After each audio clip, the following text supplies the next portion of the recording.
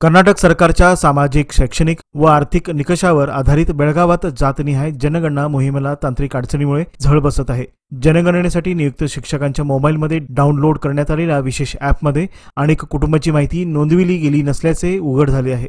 बेळगावमधील कपलेश्वर कॉलनीत 70 घरापैकी केवळ एका घराची नोंद या ॲपमध्ये उपलब्ध असून उर्वरित 69 घरे आणि त्यातील सदस्य गणनेपासून वंचित राहिले आहेत। घरांच्या आयडी नंबरमध्ये तफावत असल्यामुळे ही समस्या उद्भवत असल्याचे स्पष्ट झाले आहे।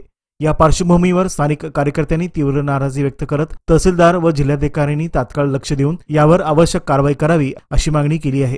या परिसरातील कार्यकर्ते कपिल भोसले यांनी तरुण भारतशी बोलताना सांगितले की शिक्षकांची यामध्ये कोणतीही चूक नसून त्यांना योग्य सुविधा न मिळाल्यामुळे ही अडचण निर्माण झाली आहे। हीच स्थिती केवळ कपलेश्वर परिसरापुरती मर्यादित नसून संपूर्ण बेळगावात विविध भागामध्ये अशीच तांत्रिक अडचण भासत आहे। या ॲपमधील तांत्रिक दोष दूर करून गणना प्रक्रिया सुरळीत करण्याची गरज असल्याचे स्थानिक नागरिकांनी यावेळी स्पष्ट केले। आर्थिक गणती आणि सामाजिक गणती तुम्ही कर्नाटक सरकारमार्फत करला, तुम्ही प्रायमरीचे स्कूल आहे।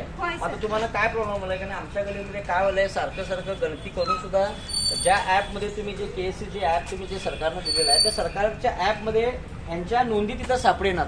आता या पुऱ्या 70 ते 80 घरं, त्या 70 ते 80 घरांमध्ये एकच नोंदी त्याच्यात सापडलेली आहे। मग सरकारने ज्या सोयीसुविधेसाठी आर्थिक जनगणती आणि सामाजिक दृष्टिकोनातून ज्या काही सुविधा समाजात लोकांना पोचले म्हणून जे काम करायचं दिलेलं आहे, अगर ते ॲपच जर ओपन नाही झालं तर लोकांपर्यंत या पोचणार कसं या गोष्टी?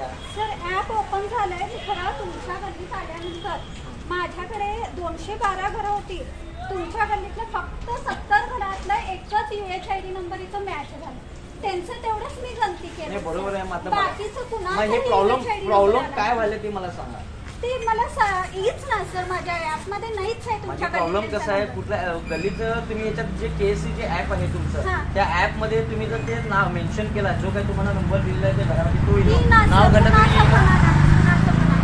एकच आला बघा, बाकीच्यांचं तेवढंच केलंय सर मी। आता सांगायची गोष्ट म्हणजे कर्नाटक सरकारमार्फत जे काय आर्थिक आणि सामाजिक जनगणती जी चालू आहे ते जनगणतीमार्फत जेव्हा आमच्या गल्ली ह्या कपलेश्वर विभागामध्ये जेव्हा आम्ही जनगणतीमार्फत जेव्हा आम्ही हे विचारायचा प्रश्न केला, या प्रायमरीचे टीचर आहेत यांची काही चूक नाही आहे, कारण यांना वर्ण तहसीलदार मार्फत यांना हे काम करण्यासाठी इथं पाठवलेलं आहे। पण ज्या कामासाठी सरकारनं यांना नियुक्त केलेलं आहे आणि यांनी इथं ज्या कामासाठी आले आहेत ते जर काम आणि जे सोयीसुविधा सरकारमार्फत जे काय जे सामाजिक आणि आर्थिक जनगणतीसाठी त्यांनी आले, तर जर गणतीच व्यवस्थित झाली नाही आणि त्यामध्ये तो नंबरच येत नसेल तर सामान्य नागरिकापर्यंत ही सुविधा कशी पोचणार? त्यासाठी तहसीलदार ऑफिस असू दे किंवा तहसीलदार मार्फत ज्यांनी जे आलेत किंवा त्याच्यावरचे कोणी जे हेड ऑफिसर आहेत किंवा कुठला अधिकारी आहे त्यांना आमची एकच विनंती आहे की लवकरात लवकर जो जे ॲप ओपन करताना जे त्यांना समस्या येतात आणि जे प्रॉब्लेम्स आहेत ते प्रॉब्लेम्स लवकरात लवकर ते सॉल्व्ह होतील, इतकंच आमची या समस्त बेळगावकरांच्या वतीनं। कारण हा फक्त कपलेश्वर विभाग असंच नाही आहे, संपूर्ण बेळगावच्या वेगवेगळ्या ठिकाणी आणि वेगवेगळ्या वार्डामध्ये हेच प्रॉब्लेम येत आहेत। आणि मी 4 ते 5 ठिकाणी आम्ही 30 तक्रार केलेली आहे, पण ही तक्रार प्रत्येक ठिकाणी यायले, ह्याला काहीतरी सरकारने ह्याचा गांभीर्याने विचार करावा आणि याचा सूक्ष्म घ्यावा।